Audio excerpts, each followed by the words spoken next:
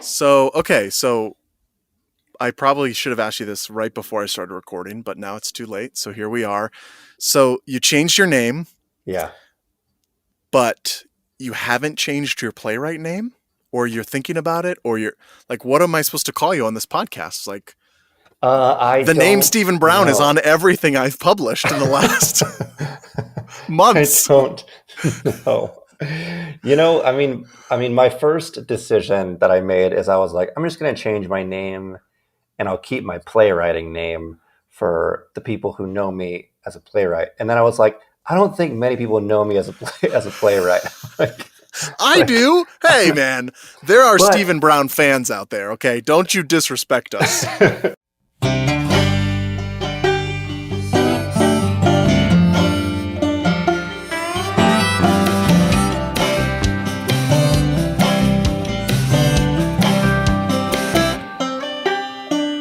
Hey, everyone. This is Timothy Mark Davis. You might know me just better as Tim.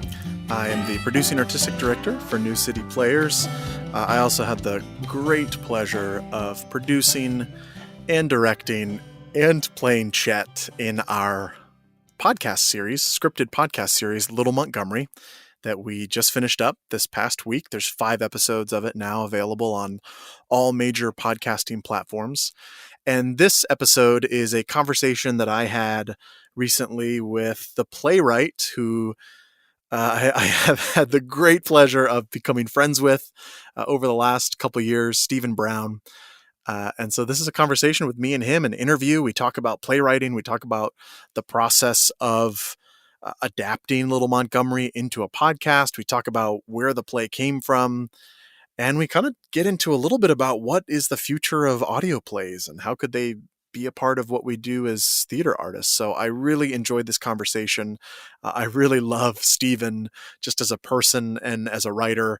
And he just crushes this interview. He came ready. I didn't send him any questions ahead of time or anything. He came ready to answer some questions, ready to play ball. So please enjoy my conversation with playwright Stephen Brown. But then I thought, I was like, but the people who do know me as a playwright, like they know me as a person as well. That's You true. know, like I'm not going to hit you up as Stephen Franz Smith and you're like, I don't know who the hell this guy is. I'm not going to answer his emails. Like I have your phone number, like I could text you. Yeah, I'm just gonna every time you text me, I'll be like, "Sorry, is this Stephen Brown or Stephen Franz Smith?" Oh my God. I'm just gonna turn it I into a bit that never ends, I and eventually you believe hate me. you that you'll do that. Actually, this is a totally tangential story that you could keep here if you want or not. Um, Okay.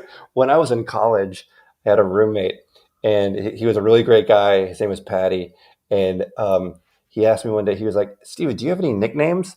And I was like, "No." He's like, "Really? You've never had a nickname before?" I was like, "No, I don't think so." And he was like, "All right, I'm gonna do this." He's like, "I'm gonna give you the nickname Dr. Brown, and I'm gonna tell you right now that I'm giving you the nickname for no reason at all, and I'm gonna get everyone on campus to call you Dr. Brown in like 2 weeks." I was like, Oh "Whatever, my man." god.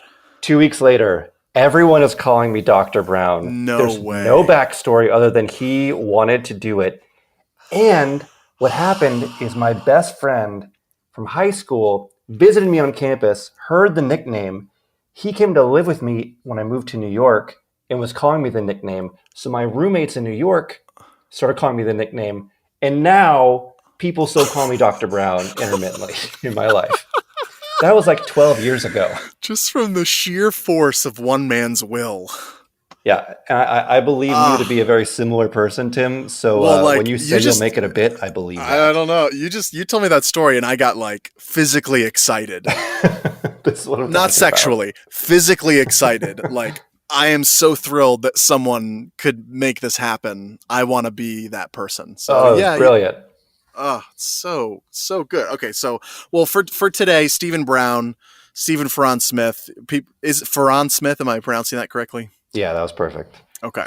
So your name on all of our Little Montgomery materials and on our website, just everywhere, is Stephen Brown. So that's how people are going to recognize you who've been listening to the podcast.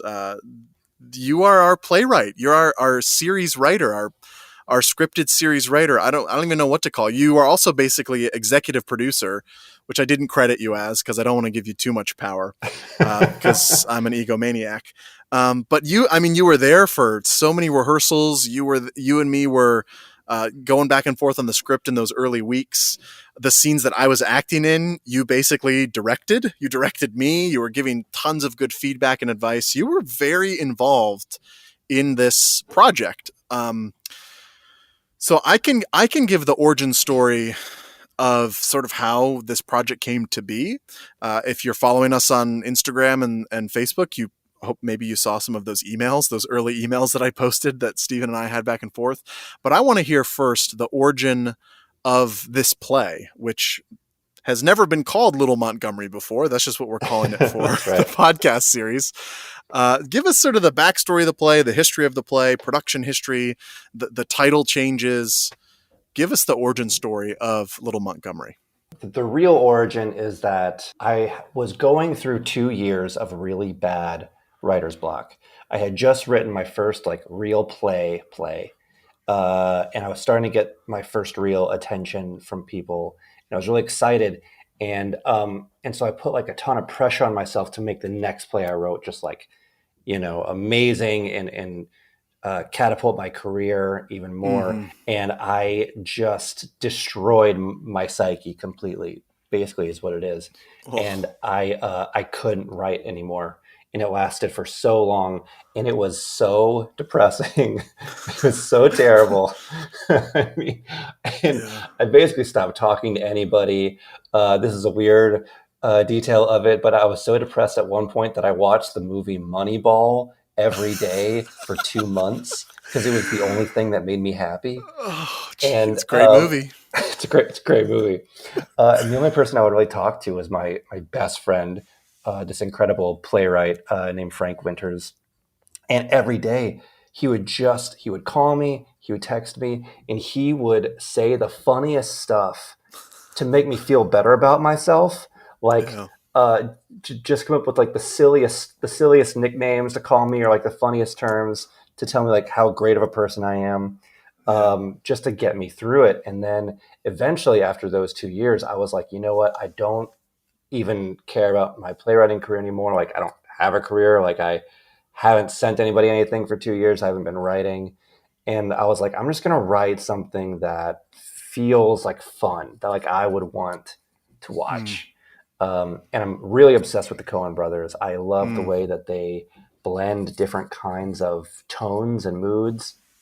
And they can have very wacky crime comedies that can also be incredibly serious and violent.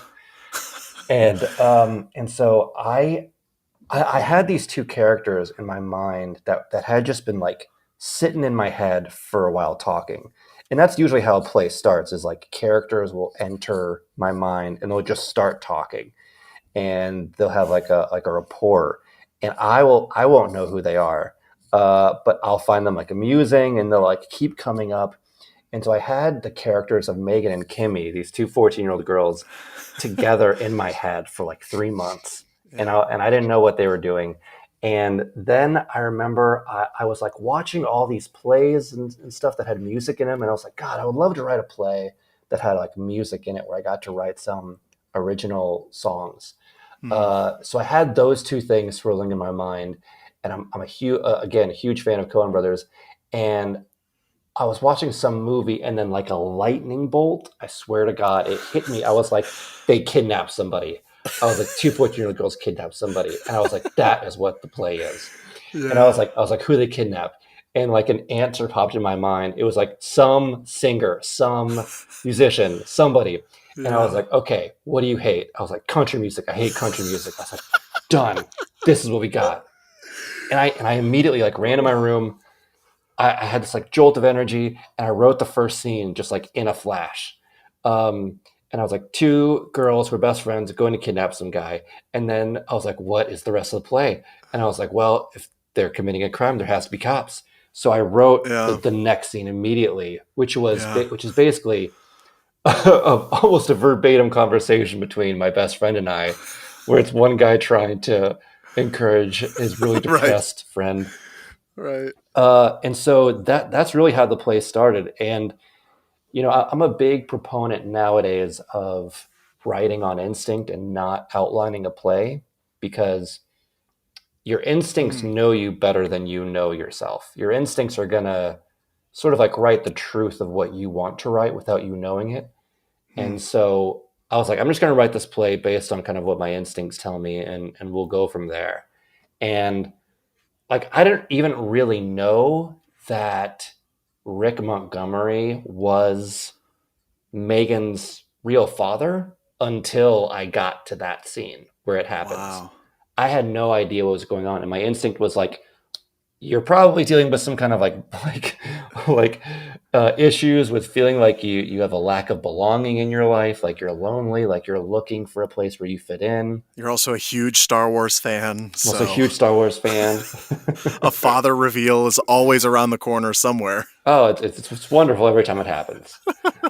And like really before I knew it, the play ended up being so much about friendship Yeah. as a form of family, and about us trying to find out who we belong with in life. Mm. And I felt like that was the thing that I had been suffering through for the 2 years before that, is I was just like so lonely and so like upset with myself. And the one kind of beacon of light in my life was my best friend, who helped me through so much.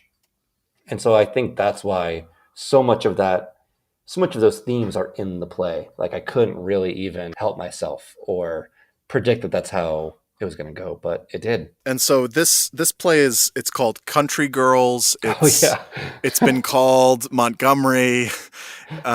It's had a couple productions. Yes, it's had some readings. What's the production history? Yeah. So this is actually interesting. Um, so when I finished the first draft of this play, I said that I was going to write a play that's just like that I like, that's just for me, that I don't Yeah. really care about my career anymore. But once I finished it, I was like, I'm back, baby. Yes. Because the play that I wrote before that actually got me some attention. I liked it, but I didn't love it, and Mm. like there was always pieces of it that were like wrong. Like it took me like so long to write that play to like really get it right. And so this play, I feel like I got right very quickly in the first draft. I was like, this is popping and zinging. It's funny. I like it. Like I can't wait to show this to the world. And I Yeah. sent it out to like all these competitions and contests, sent it to all these theaters. I was like, oh, just wait for like the wave of acceptance that's gonna flow in. And I got like flatly rejected from every single thing. Like didn't even make it to like the next round of anything. I was like, what? Are you kidding me? I was like, not even a second round of anything. And at that point, I thought my taste was just like really off. I was like, Yeah. do I not know what theater is anymore? Do I not know what writing is? This is crazy. Yeah. Am I It, a bad writer? am I like a terrible writer and I have no Yeah. idea? So like, and that went on for like a year and a half, and that was incredibly disheartening. That was really disheartening.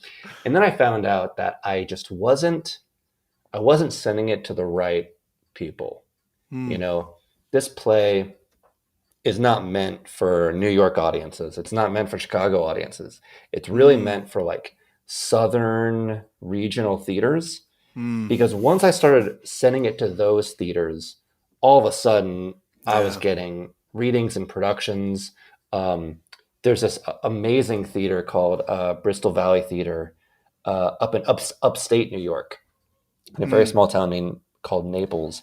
And it was they have like a competition every year, and so it won that competition, and they gave it Wow. a production up there for like 2 weekends. So I went up there, and it was just like this amazing production. Like everyone who was in it was so good. Yeah. There's this amazing woman named Karen Bowerstock who runs that theater up there. It's so cool. And then like immediately after that, it won the competition at Trustis Theater, and so I went down there for their production. Uh, Also an amazing theater. Like both places have just like such a cool theater community of people who really rally around those theaters and love the work that they do. And so the people that work there are also amazing and like really do it for the work. So like, that was a lot of fun. And then I got a reading over at Barter Theater in Virginia, and they were set to produce it actually like right now. It's supposed to be going on right now. Of course, the pandemic happened. Instead, you got a podcast. Instead, I got a podcast, baby. And so how we ended up here is that, Tim, you were, we worked on another show together, my play, Everything is Super Great, down at Theater Lab. Yep. And I feel like we clicked kind of immediately. Oh, yeah.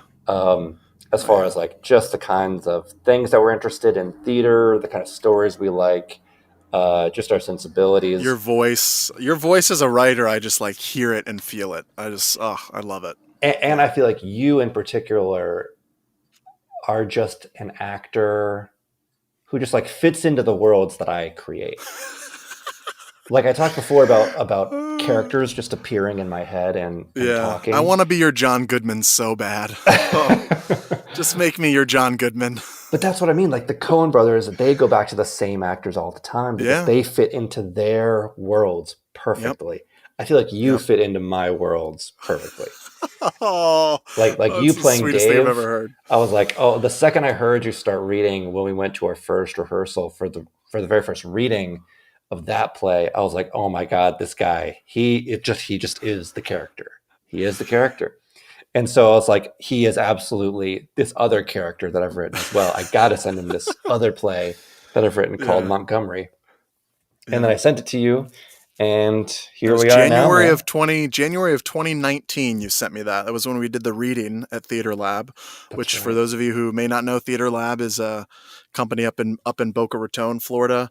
Where New City Players is down in Fort Lauderdale, but Matt Stabile's the artistic director up there, and him and I are good friends. And huge shout out to Theater Lab and Matt. Theater Lab guys rules. Are so great.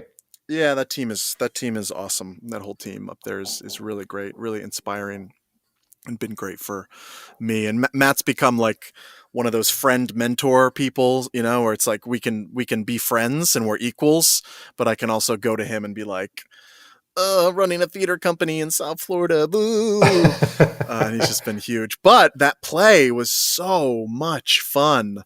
It was a lot of fun. Yeah. It's just such a funny play, such a fun character. Which Matt directed. Which Matt directed. Yes. And so that was a year ago, or a little more than a year ago. I guess that was November, December when we did the full production of 2019. Yeah. And then obviously, a few months later, COVID-19 pandemic hits, and my mind immediately, and it's middle of March, I'm like, okay, what are we going to do? What can we do? I'm a huge podcast fan. Maybe there's a play out there, someone I know, who I could turn into a podcast. And somehow I remembered, I was like, oh my God, Steve, I have a little folder on my desktop that just says scripts. And it's like scripts that people have sent me that I need to read that I haven't read, which every producer knows this conundrum. Just like getting sent scripts and you're supposed to read them and blah. And it was literally the first script of that group of, really? Of like, I'm dead serious. And I like could not believe it. So I picked that script up and I read it. And immediately I was like, oh my God, this just like fell from heaven into my lap. It is the perfect show to be turned into a podcast, audio play, radio play, whatever you want to call it. And so I sent it over to Ryan Maloney, our associate artistic director, for him to read and get his feedback. And he agreed. He was like, this is perfect. This is great. And like, I emailed you on April 30th. And we went back and forth. We talked on the phone the next day and you were like, yes, let's do this. 2 weeks later, it was cast. 2 weeks later, we were doing it. That's crazy. It's like, it's still so crazy to me. It is really crazy. So what I wanted to ask you is, what was that, there's my side of the story, which was like, someone desperately looking for a play and finding the perfect thing. My perception of you on my side was like, Steven is just green light. He wants to do this. He's, become a friend, super easy to work with. I love his play. And he's just saying yes to everything. On your end, what was it like? Pandemic begins. What is going on? What is going on with you as a writer at the time that email comes in? What are you thinking at the sort of the onset of this project? I was also I was going through through somewhat of another writer's slump Mm, in my life. Um, I had had like another setback as a writer, not necessarily writer's block, but I had got my hopes up about something. Basically, like I had this play that I wrote, this other play that I wrote, and I was so excited about it. Um, and very similar to the experience with Montgomery, where I wrote it, I was like, "This is great. I'm going to send it out." yeah. And very similarly, it was just like pure rejection. And the horrible thing is like I I went out to LA to meet with TV managers, which I saw as like the next step in my career. I was like, okay, I'm Yeah. going to write a bunch of plays. I'm going to get them to a state where they're getting produced. I'm going to use those productions to get an agent.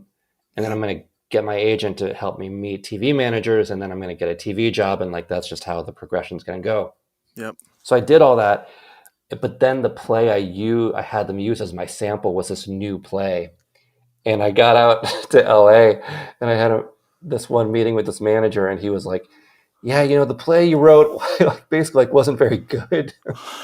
He was like, No. it's really not right for TV. And halfway through the meeting, I was like, why am I in this meeting then? And I have no idea why he met with me. I assume it was like as a favor to my agent maybe.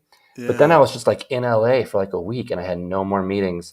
And I went Oh. home and I was just like, and that's when I figured out like, oh, the play I wrote wasn't very good. Oh, he was right. But and then like amazingly, I had 3 productions lined up for that fall. One of which is the one that we did together, Mm-hmm. which were all like so great. It's the dream to be in production. But Yeah. all I wanted to do as a writer was like write a new play so that I could fix the mistake that I just did, right? But I Mm, couldn't write because I was doing rewrites for other stuff. I was in meetings, I was in rehearsals. So I spent like 4 months not writing anything. And that took me to January. And in January, I was still in this state where I was like, I haven't written anything new that was good in like a year now. Do I mm. still have it? Which is like, I'm sure the fear of every writer, definitely, but I'm sure the fear of every And artist. actor. Yep. Yeah. Yeah. At any moment, it could all be Oh, gone. Right. yeah. Yeah. You're just And paranoid all the time. paranoid all the time. Yeah. And so I was like, oh my God, is this it? Am I over? Am I done? And so, I started working on something else, which was like, yeah, so that took me to January. So then I was working on a new play, and there were some scenes in the new play that were like really good. I was like, no, like I still have it. Like there's some stuff in here that's really rocking, but like half of Yeah. the play I didn't care at all about. I was like, this isn't very good, Yeah. but half of it is good. So I need to figure out what's going on with that. But because I didn't want to like make a false move, because I didn't want to like, I was still in such a delicate state of mind. I was still like, if I mess up this play, like there might be no coming back Oh, for my gosh. confidence. Oh, gosh. And so I was like, I can't like force the play because it's not quite working. I can't like force it because if I force it too much, then like I'll ruin it. Like I won't be able to Right. figure out how to fix it. And so I Yeah. was kind of like delaying all that. And the pandemic started, so like I was indoors all the time, and I can't write at home. I'm really bad at writing at home. I have to go to a Mm, coffee shop. I have to be around other people, yep. I get and that. obviously I couldn't do that because Right. for listeners, I live in New York, so like we got hit first. Yeah. So it was also kind of like scary. So like all Mm-hmm. that's going on, like I'm in a delicate state. I'm not writing. I can't go anywhere. I'm indoors. It's still cold out. And then I get an email from Tim. Yes. So the second that you were like, let's do this thing you've already written that you really like, I was like, hell yeah. Are you kidding? Absolutely, I want to do that.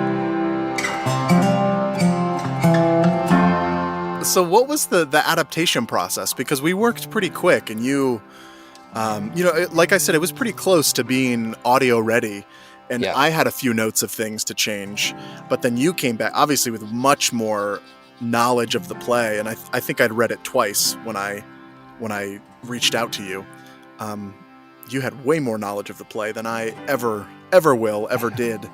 And you came back with all of these other ideas of like, let me change this a little bit, let me rewrite this, let me alter this. A lot of it having to do with adapting it to audio format, but some of it you were just kind of like in a bit of a rewriting phase and rewrote a couple things, rewrote a couple moments. What was that process like? The adaptation process? Oh, it was fascinating. It was so fascinating, and I feel like I'm learning even more now that it's coming out and I'm listening to the episodes. I'm like, oh man, we did a good job here. Here, I feel like I could have done a better job. Like there were some things where Yeah. I knew that I had basically had to make the moments that were very physical on stage, uh, be able to make sense for someone who's just listening to it. Right. There are some scenes that are just talking, and like that works perfectly. I didn't have to do much for that. But like other stuff, in the scene where where Kimmy sings her song, and then Megan comes back in the room, and there's like a little fight that goes on. Yeah. Like he grabs a hammer, Yep. Megan grabs a little cow, and like on stage, it's so much fun to do that. But I was like, Of course. how are we going to get through this? Yeah, it's definitely a play that was turned into a podcast. We definitely lost a couple things, but I don't think any of it to the detriment of the story, but more to we lost some of the physical comedy that is in there. But but I think that's totally fine. I mean, I think most of my rewriting process was one was that I was thinking of the production that had happened at Trustis Theater, and I saw a change at the end that I wanted to make there, so I made that, and then most of it was just like seeing how we can make the physical work in the audio world, basically. But I think that the cool thing for me personally, and I think less for the project, was I was like, oh wow, like the audio format is really cool, and there's a lot of really cool things that you can do in this format that you actually can't do on stage. Like what? What do you think? I've been listening to I've been watching a lot of horror lately, and a lot of like thriller stuff. We've been talking a little bit about this like idea that I've been having that involves like a crime thriller that's mixed with kind of like a terror play. But I think, because it's an audio format, you can do things where if the only thing you as the listener or as the audience member can get is the audio of something, your imagination then runs wild, And the nature of horror and terror is that like something is scary because it's unknowable, because you don't know what the monster is. And that lends itself so well to the audio format. Yeah. And so I've been thinking so much about like the different ways that you can have like a terror audio play or a terror podcast that can be absolutely terrifying. Yeah. Specifically because it's in the audio format, right? And you can't see like who the bad guy is, right? Do you think something like that needs to be experienced more like an event? Like you were just describing that, and I was like, oh, how cool would it be to just get everyone in a room, make it pitch black, and then listen to an audio play? Versus so much of podcast culture is it's passive consumption. It's while I'm driving, while I'm on the subway, doing the dishes, going for a run. It's listening while you're doing other things. Do you feel like that could still play in sort of the I'm doing two things at once? That's a great question. Because it would be really cool to just like, we're going in a pitch black room and having a listening party. That's a great idea. Yeah, that's a fun I'm idea. thinking of my experience where I've been going on a lot of bike rides lately.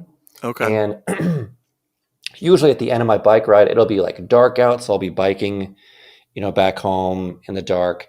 And I've been listening to this one podcast series called Radio Rental, where it's these people telling these stories, these true stories that happened to them. And it's not like, like I got mugged or like, I like something really bad happened to me. It's like something bad almost happened to them. Mm. It's like this feeling of terror that follows them.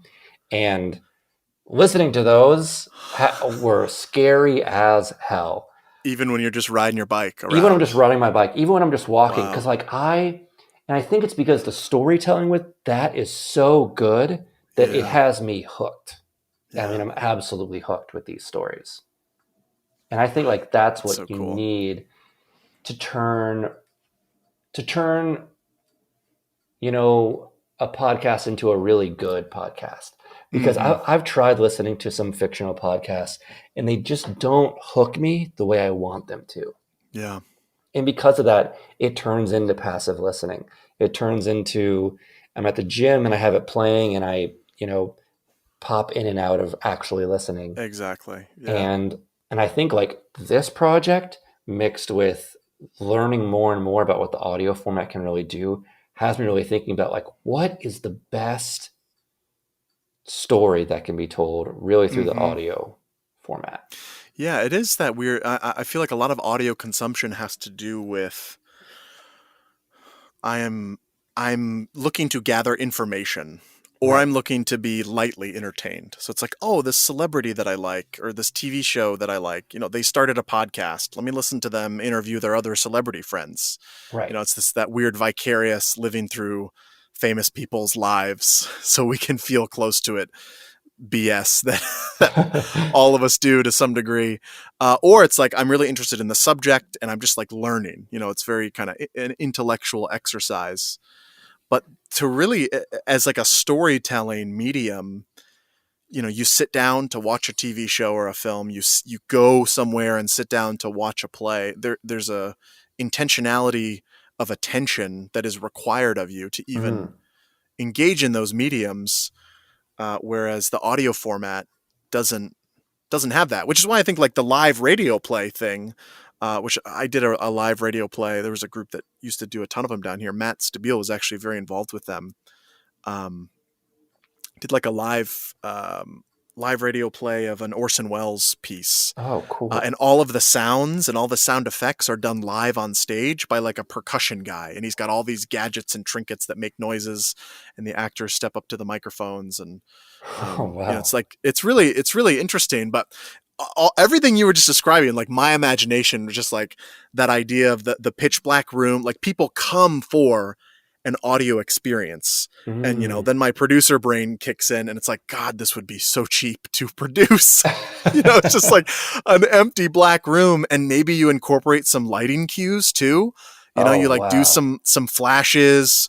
Maybe there are some actors who are there and they're in poses or some sort of interpretive thing, but it's mostly just a pure audio experience sitting in the dark, kind of spooky. It just seems like there's a ton of potential to turn it into an event, because Yeah. it is so often a passive consumption type of thing. So Yeah, and it's let's keep also talking like off air, huh? it's also like I was I just wrote this new play uh like 2 weeks ago where I was trying to play with some of these ideas we're talking about right now. Yeah. Um and in the opening scene of one of them, it's a 911 call, and it's like a 20-minute scene. But the only thing you're seeing on stage is this woman at this desk who is talking to this person. But you can hear it over, like you would hear it over, I guess, like, like over the audience. Yeah. Um, and it's like this terrifying scene that I took from like a real live 911 call that I listened to on YouTube because I'm weird like that. Yeah. And like it's like a terrifying scene because of what's happening, but Yeah. there's like a juxtaposition there of in like intense just like stillness on stage. Mm. And there's something that's terrifying about that, of like not having what you're seeing match up to what you're listening to. And Wow. I feel Yeah. like that can match really well with the audio Yeah. format of like just being someone who's still and listening, but what you're listening to is absolutely terrifying. Like there's something that is really Right. fascinating about that to me. Yeah, and the images on the stage are, I don't even know what. They're enhancing the audio experience, but they're also potentially distracting from it. But in Right. distracting in like a leading you down a certain path so that you can be surprised. It's almost like a new form of entertainment in here somewhere that we're encroaching upon. Yeah, man. Like I really feel I felt this for a while. Is like I think podcasts are great. I listen to a lot of podcasts, Yeah. but I I don't feel like there are that many good fictional podcasts, and I feel like it's a huge arena that we're about to move into Mm-hmm. as a culture. I think Yeah. that they're going to be huge, and I think we're really learning that right now because we don't have theater because there Yeah. aren't that many TV shows or movies coming out. I think we're like really learning how to do this. I think like in the next 2 years, you're going to see just an explosion of really great fictional podcast series. Yeah. Totally. So, what was your favorite part about working with New City Players on this project? The process of adapting and changing up, and then doing rehearsals with us, and being there for the recordings as well. What was the most exciting, or what part did you love the most about that whole experience? Oh man, this is going to sound a lot like I am just trying to like flatter you or compliment your Are you company. buttering my bread? But um, so up in New York, I've been up here for 10 years now. I've worked at several companies, um, and then I've been a playwright with a couple different companies, and I really found that like one thing that I really missed from like you know, growing up and doing theater at your school where it's like a good Mm-hmm. community where you're with your friends. Yeah. And being in New York is like, I didn't see that at many companies. People would show up to work, it's a job, and then you go home. Um, Yeah. but I was, one theater I worked at is called the Ensemble Studio Theater up here. And I love them. And I stayed working with them for a couple different years. And then I joined their playwriting group as a playwright. That's actually where I met my wife. And Mm. that place I absolutely love. It is my theatrical home here because it is a Yeah. community, Yeah. because you see and work with all the same actors and directors all the time. Because you would go to work there in the administrative offices, and actors or people in the community would just show up to work just to like say hi, just to go to lunch with you. Mm. It really felt like the community that you have growing up and doing theater. It's like the reason why you love to do theater. Yeah. I haven't really seen that anywhere else until I came down to South Florida. And, I Yeah. saw it with Theater Lab, with like Yep. the way that everyone knew each other and the way that everyone worked at all the same theaters. And I was Mm. wondering, is it just Theater Lab? Until I got to work with you on this project. And Yeah. like the way that, one, like the way that you all knew each other and were like such good friends and knew everybody at Theater Lab as well.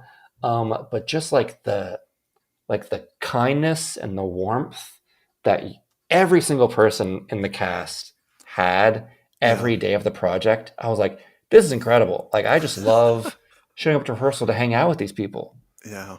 Like, it's so much fun getting to just like work on a piece of theater with people that you really like. There's really almost nothing better than that. It is. It's the truth. It's why me and some friends started a company. It's Yeah. like, Yeah. it's one thing to sort of do the gig life, and yeah, you clock in, you do your acting job, and you leave. But doing theater with your friends, it's almost like you're cheating life a little bit. Yeah. If you can figure out how to get paid to do it, which is the hardest part. Right. And I still haven't quite figured it out. Hence, other sources of income. But if you can figure out how to make a living you really are kind of hacking life, because it is playing make believe with your friends. If you sort of lean into, I'm going to have a home base, I'm going to have a community, I'm going to have a group, or um, a, a region that I work in and get to know and build those friendships. Yeah, Gosh, you just can't beat it. because it adds to the art that you're making. Yeah. Like when we were in rehearsals, like yes, I was rehearsing and I was like, how can we make this moment as best as it can be? But in the Mm-hmm. back of my brain, I was like, oh my gosh, uh, like Casey Sacco would be so great if I could write like this part for her and something. Or Elizabeth Price, she would fit into like so many characters I've already thought of. Yeah. Like how and so like as we were rehearsing, I was like, oh my gosh, what can I write for these people to do that is like written for them? Oh Like my how much fun would gosh. that be? Oh, And I think like that is an really actor really what doesn't. the dream is. That's all an actor ever wants to hear. The idea that someone would write something for them, it's just like, it's the most flattering and fun thing to experience as an actor. So I know when they listen to this, they're gonna be so happy. But that was the other cool thing about it, man. It's like showing up to a rehearsal space. Here's something that I'll say for people who aren't writers or playwrights Mm, is, for writing, the way that I try to describe it to a friend of mine who is not in theater at all, is I was like, when you write a play, you're essentially writing your heart out. You're putting your heart on the page, yeah. and giving it to somebody to read. It is sort of like it's sort of like telling somebody that you love them and asking if they will love you back with giving this thing. Yeah. Uh, and giving somebody a script that you've written to read is like giving them your diary and having them read it as best they can for total strangers. You know what I mean? It's like a Yeah. very terrifying experience. Yeah, it is. So you never know what's going to happen when you show up in a rehearsal room. Hmm. If somebody does not understand what you've written, sometimes it's hard to get to a place where you can move forward. Right. Well, I mean, Um, yeah, you just gotta like let it go. and so showing up for rehearsal with people that I did not know other than you, Yeah. it's a very scary experience. And then like seeing them really show their talent and do what they could do. And for me to think like, oh man, these people are so talented.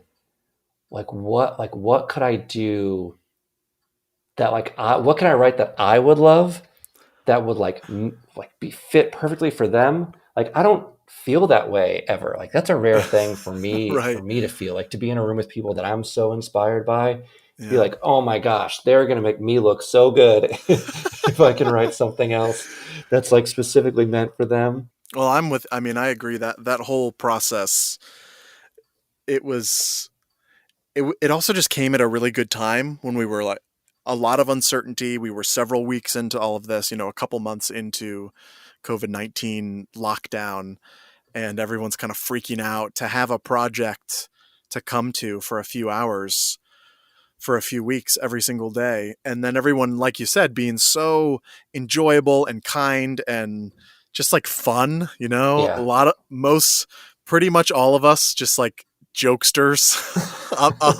Like just under the surface, like all of it, most of us are just ready to crack a joke at any second. It was a Yeah. lot of fun. A lot of fun.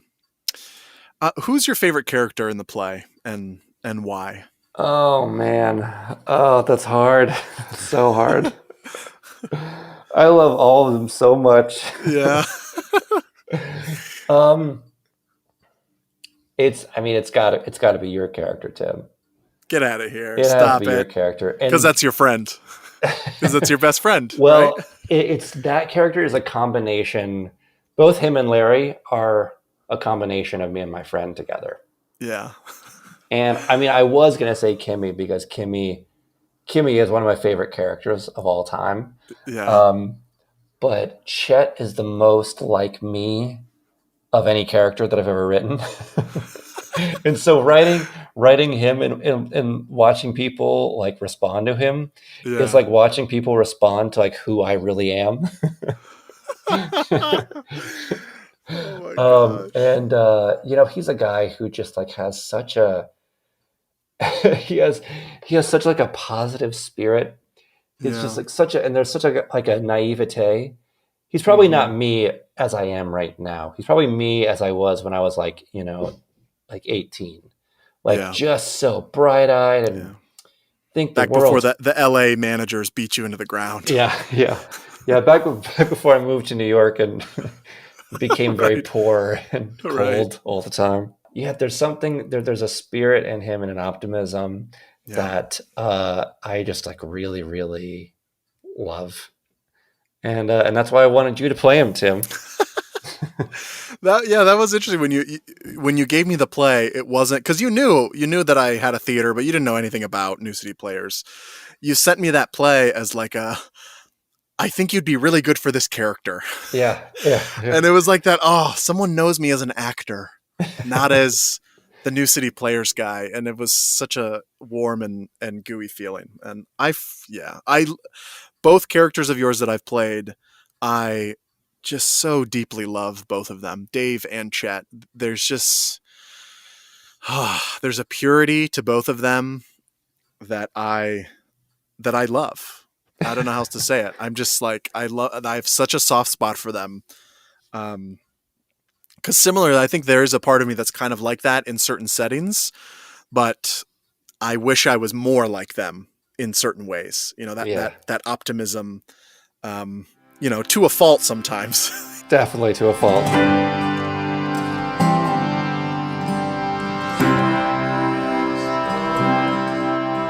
What is your advice to young playwrights? We just got a couple more questions I want to ask you. What's your Oh advice boy. to young playwrights in their 20s, maybe? Yeah, man. Read every play you can find. Basically, Mm, that is my number one piece of advice. mm, I took a playwriting class in college. My very first playwriting mentor is an amazing playwright named Sheila Rainier, who taught me all the basics. So that was very helpful. Like, yeah, here's conflict. Here's how a play is structured. yeah, Um, and here are like a couple quick exercises for you to like figure out how to do that. So I think like maybe an intro course is a good idea, but more than mm-hmm, anything, like what you need to do is figure out what works in plays. And there's no better way to do that than to just like read a ton of mm, plays and go see as much theater as you can.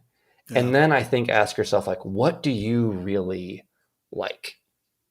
And I think yeah, this is something that's very hard for writers to figure out because like when I moved to New York, I knew I loved writing, but I really wanted to like fit in. I wanted to be successful. I wanted to be a playwright in New York. And mm-hmm, so I wrote a lot of plays that I thought were good and that I wanted to emulate because like there was good for something other good in people, it. They kind were good of. for other people.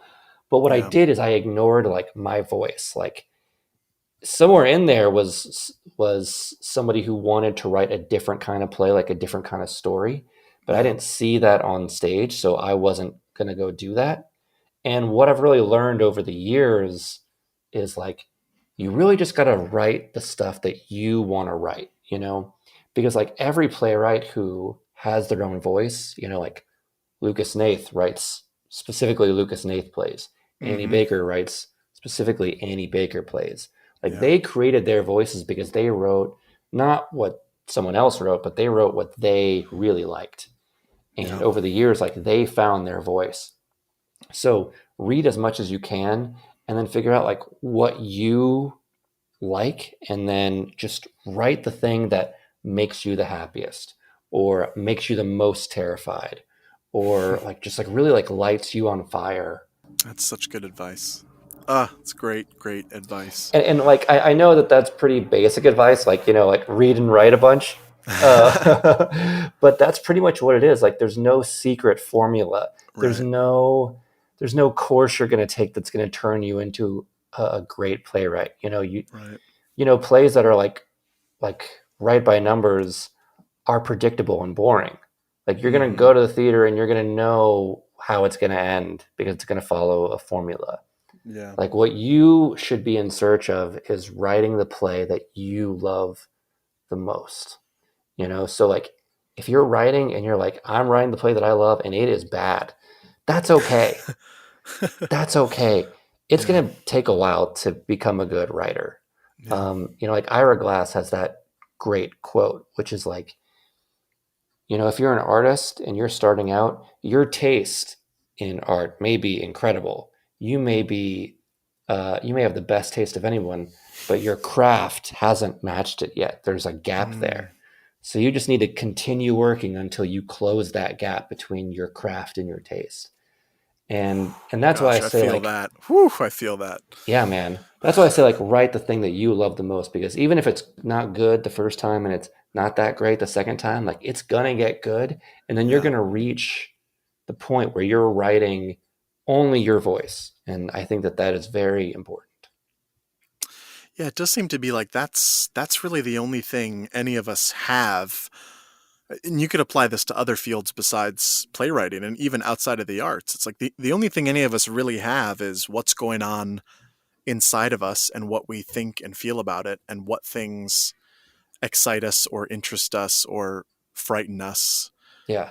And it is so easy to want to, and I struggle with this in all areas as a producer, as an actor, as a director, even trying to write some things recently. It's like you're constantly trying to think, what do I need to do something that like is valuable to the audience, is valuable to the Right. listener, to the viewer.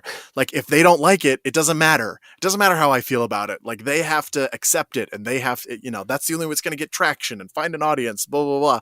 But it's like none of that is real. Right. It's just like it's like your idea of what people want. All we really have is what's already inside of us, and sort of trusting that, and being able to work through the quote unquote failures along the way, whatever that looks like, and learning from them. It's like, gosh, that's all we got. And I think like if you're like this has happened to me a couple times where you reach a place where like you really want to be a writer, and in order to do that you need to make money as a writer, so that means Yeah. like writing the thing that you think is going to be successful. Yep. And I've fallen into that trap where I was like I thought of an idea and I was like, this idea has not been on the stage before, I'm going to write Commercial this. value. Yeah, Oh exactly. yeah.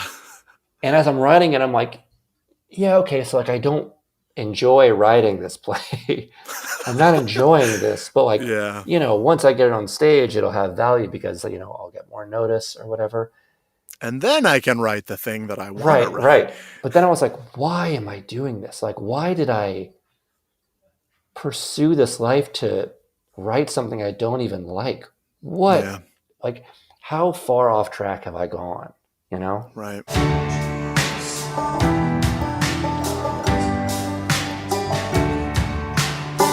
So my last question for you, Stephen, is it's October 30th. We're going to release this podcast a week from now, our little bonus episode here. What are you looking forward to? What are you hopeful about? What's your word of encouragement to audiences and storytellers? give us something to hold on to as we keep creating and keep thinking about new ways to tell stories while we're in lockdowns and pseudo lockdowns and second and third waves of this pandemic.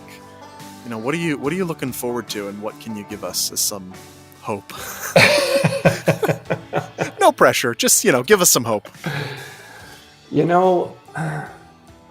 I was thinking a lot about before the pandemic, and my wife and I, were very involved in the theater community up here where we live, and every Friday, every Saturday, we would always go to like friends' readings, we would go to friends' shows. We were always so busy, and it reached a point where we were like too busy, and like you start to be like, oh God, I love this person, but like I don't want to go see their show. I'm sure it's good, Yep. I don't want to go see it. I just want to like sit in and not do anything. Yeah. I think the thing that's going to be great is when this is all over and we do get back into rooms with each other and we do start watching stories. I think it is going to be a renaissance like we have never experienced, and maybe no one for the past several generations have experienced, Hmm. because we're gonna rediscover theater for the first time in like who knows how many generations. This is the Yeah. longest I think anybody's ever gone without doing theater or being in a theater. So I think like the endorphin rush we're going to get just by like seeing our friends and being in a theater and witnessing a story Yeah. live in front of us when we haven't seen like anybody for like a year, Yeah. it's going to be crazy. It's going to Yeah. be the best feeling Euphoric. we've ever had.